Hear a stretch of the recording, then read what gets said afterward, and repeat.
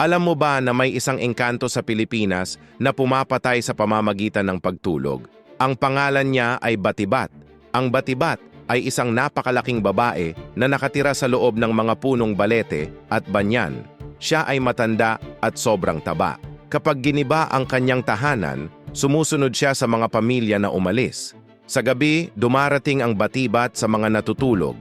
Umuupo siya sa dibdib ng mga tao hanggang sa hindi na sila makahinga. Ang mga biktima ay hindi makagalaw o makapagsalita. Nakikita nila ang malaking babae sa kanilang dibdib. Sa Ilocos Norte, may mga pamilyang sabay-sabay na inatake ng Batibat. Ang mga matatanda ay nagtuturo kung paano makatakas. Kailangan mong igalaw ang mga daliri ng paa o kamay. Pwede rin kagati ng dila para magising. Ngayon, sinasabi ng mga doktor na ang mga karanasang ito ay maaaring sleep apnea o stress. Pero hanggang ngayon, ang mga manggagawa ay gumagawa pa rin ng ritual bago pumuputol ng malalaking puno. Ayaw nila magalit ang Batibat.